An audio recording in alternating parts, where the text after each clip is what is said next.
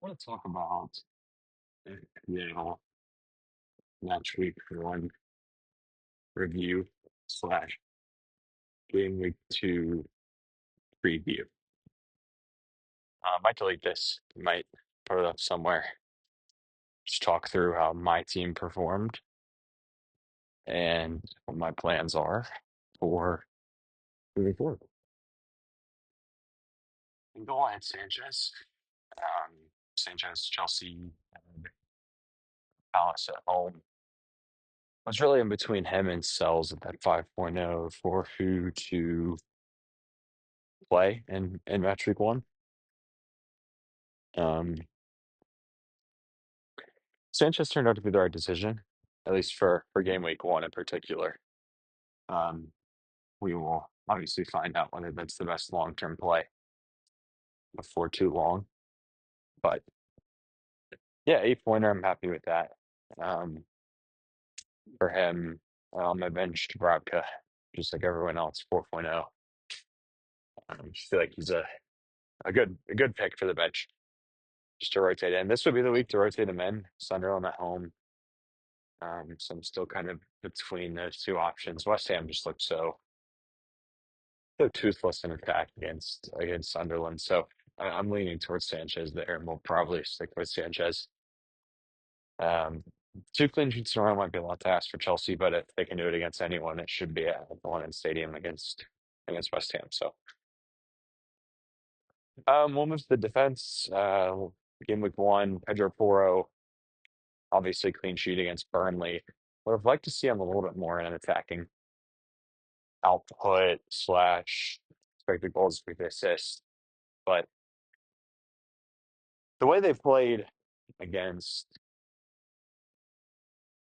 against PSG in the Super Cup last week, the 3-5-2 should be pretty effective for him.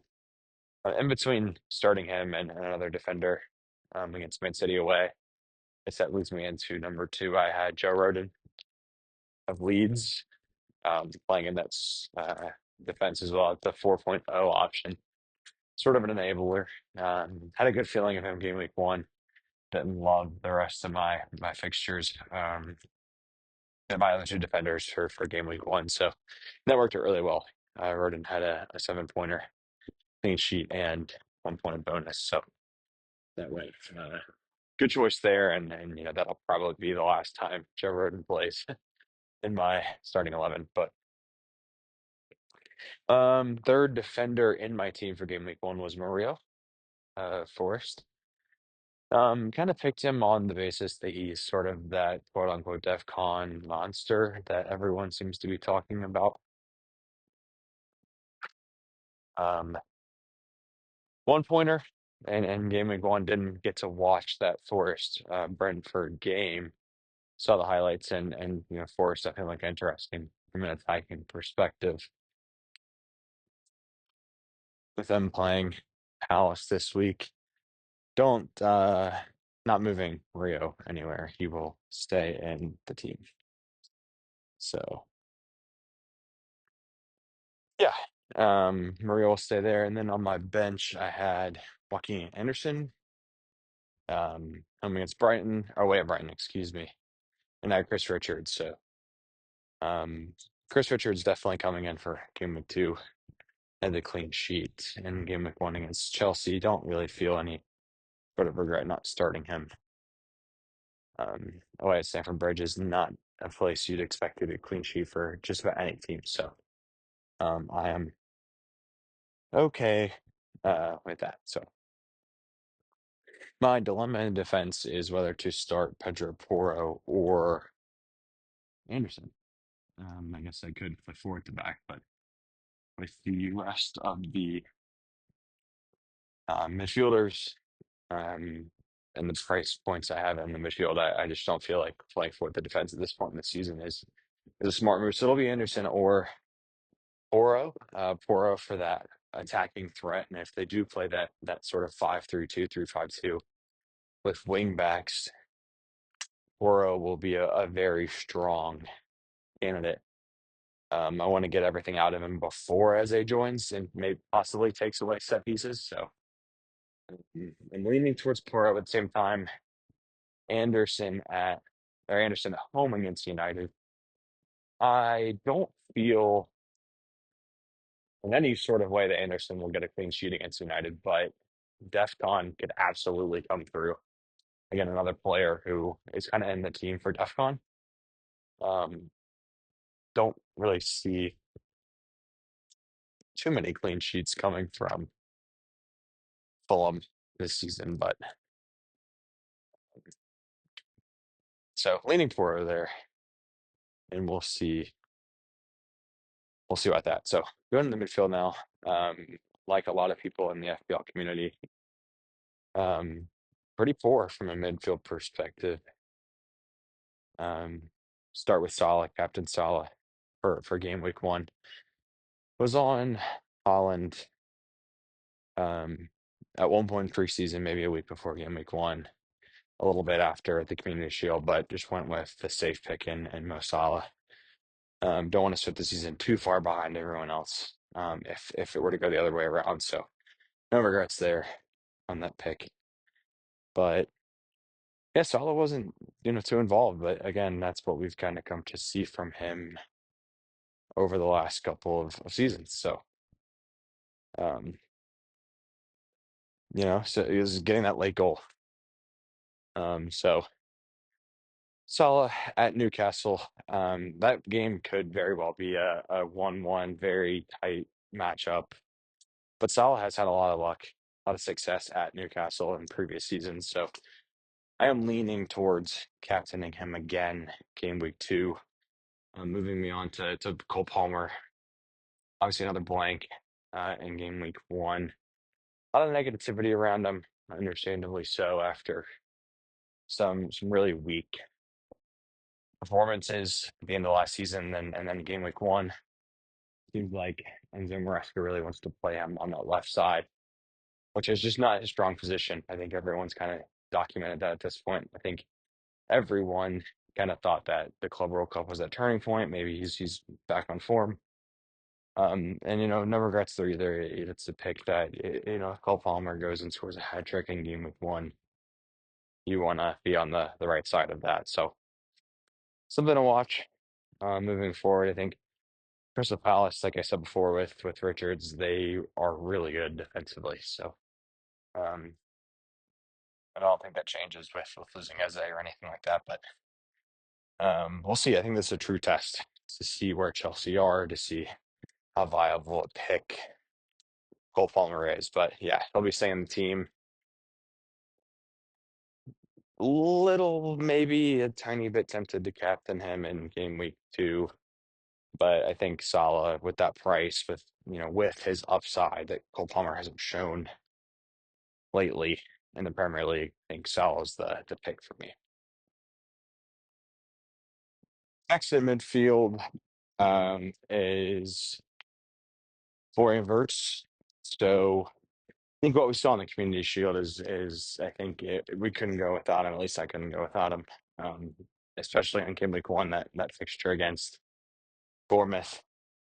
I think if that game's played 5 or 6 times, Wirtz probably returns in four of them. Didn't think he played the best game ever.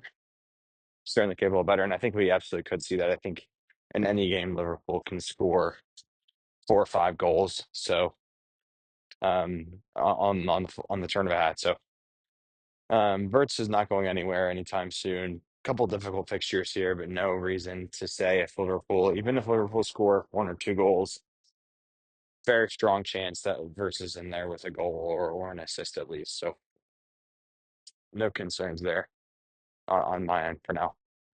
Uh, Last midfielder, Morgan Rogers, or second to last midfielder, Morgan Rogers.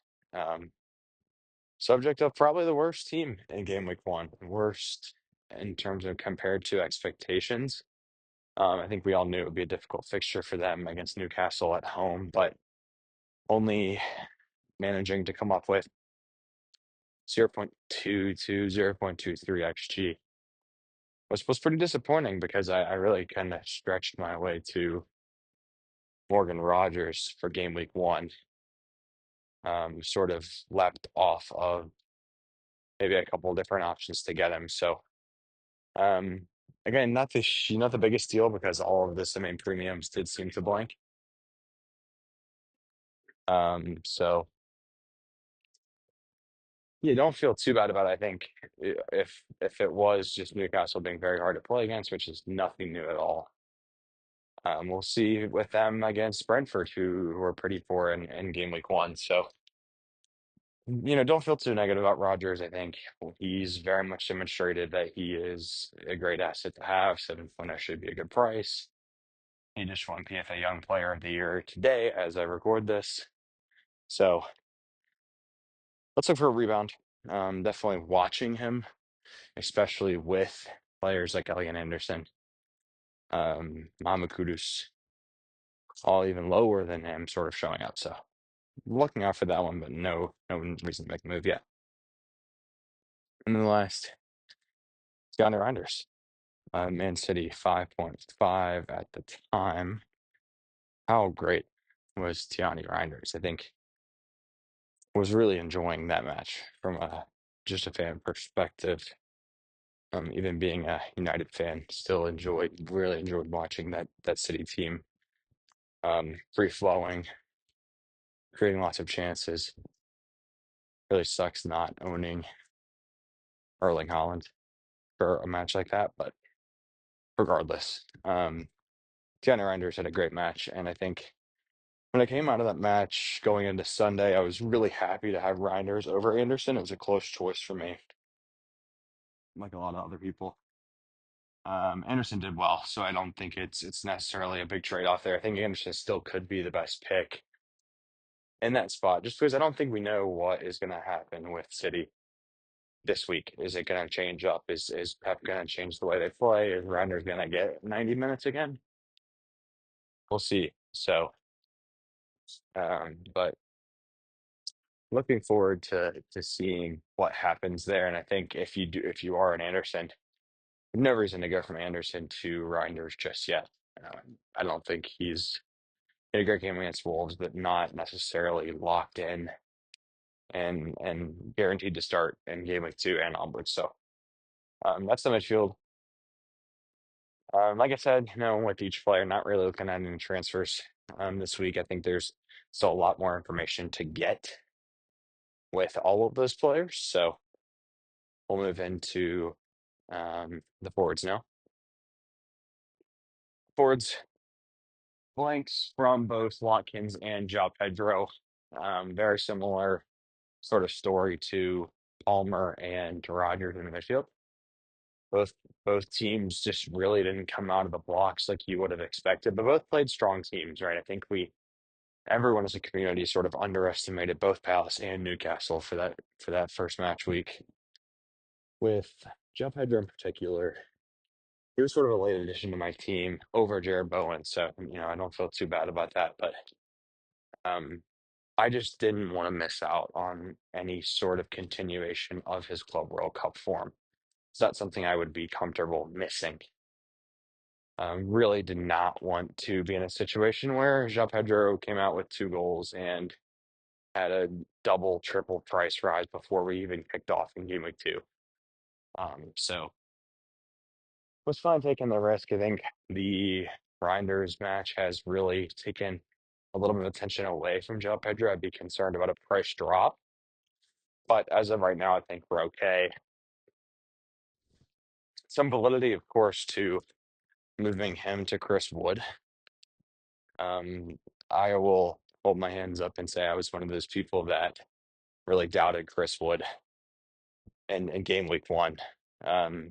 Really silly, silly mistake there to doubt Chris Wood yet again. But we'll see if that continues. Obviously, can't get to him now with one transfer. Don't think I'd really want to make that transfer anyway with Chelsea having West Ham, like I said, with Palmer.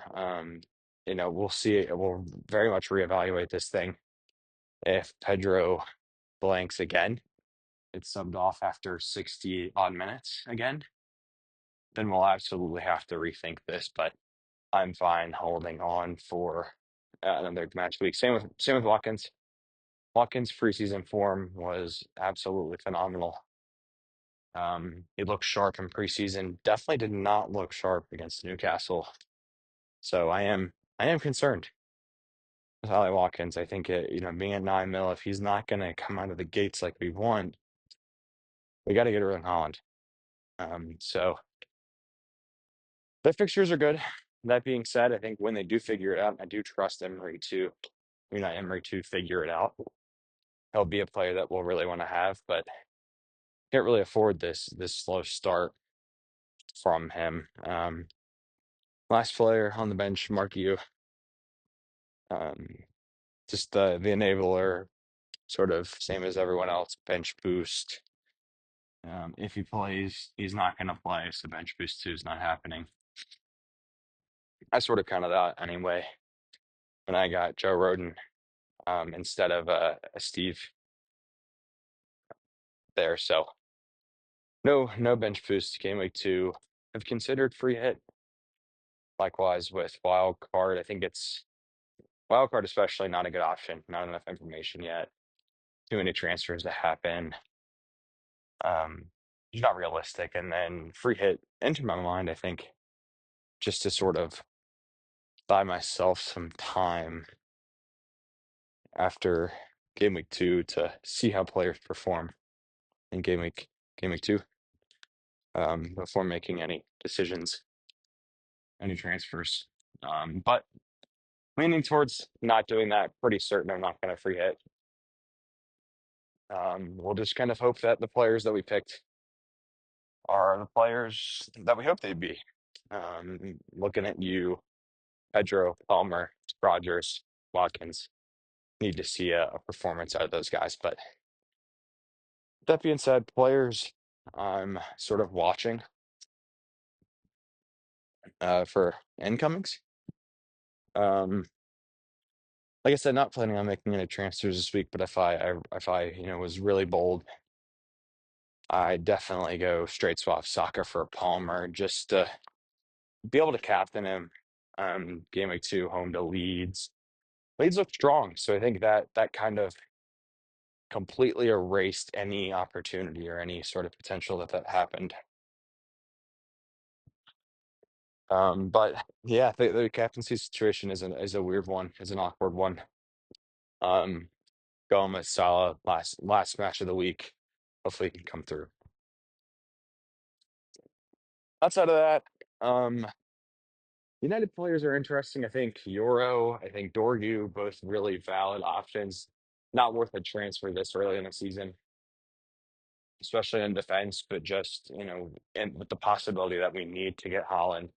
Obviously, Holland's fun to watch, but there could be a chance that we have to get to Holland, and it's not easy to do if you have used a transfer already. So, but definitely like both those guys. And the midfield, love Anderson. Really interested in Cunha and Buemo for obvious reasons. See, don't expect United to get held goalless again. We'll see who gets those goals. And that's Emmanuel, obviously, with a fantastic performance. He's a player that really works on spurts. He's good for a couple of game weeks at a time, then he'll sort of slow down. A lot of people already went on him and got him for game week 2 to take advantage of that hot streak. Player I'll be watching really closely. Along with him, Evan Nilsson at striker. I like his price point. I like the fact that I can go from João Pedro to Evan Nilsson, even if he, were to have a good game week 1 against Liverpool. I'd be able to go to him pretty easily. So, yeah, very interesting to sort of look into that.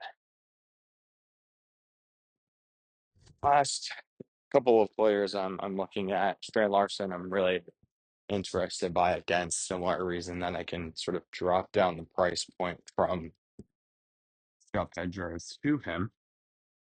He looked really good against City, really attacking, really desperate to get on the ball. I think that the transfer to Newcastle or potential transfer to Newcastle is super interesting because I think if that does happen, we can get Newcastle's number 9 locked in at 6.5. If he's going to start for Newcastle, that's the steal of the century. So something I'm looking at really close. Even if he doesn't go, I think that's a really good move, really smart move. Um, Thinking outside the box players that I wish I could have. For game week 2, Mark Cucurella, I was all over him all preseason. Decided to go away from him. Don't necessarily regret that right now, but I feel like I could after game week 2, especially if he has a clean sheet, has an assist or a goal. He's playing second striker for Chelsea again. So we'll see if that continues or whether his role changes. Maresca's sort of inconsistent on that, but Gabriel, another player I'd love to have, especially after the clean sheet against United. I think that was a sort of a biased decision in game week 1 to not go with him, just hoping United would score, hoping we'd see something out of United where he wouldn't keep a clean sheet. But now we could absolutely be looking at double back-to-back clean sheets for Gabriel with a very strong chance of getting a goal from a corner. So we'll see. Worry not to have him, but and then of course we have to talk just end this on Erling Haaland. 2.2, I believe, XG against Wolves. He's just an absolute maniac, and it was sort of, I don't even know, really, just the FOMO of Salah kept me from going with Haaland. Obviously, it's been one game week, so we still don't know. Salah, if Salah goes and scores 2 against Newcastle, we'll be back to, okay, great, pick the right team. Salah's the way forward. What do we do next? So I think that is sort of where I'm at this week. Um, we'll sort of update if anything changes, but thanks for listening.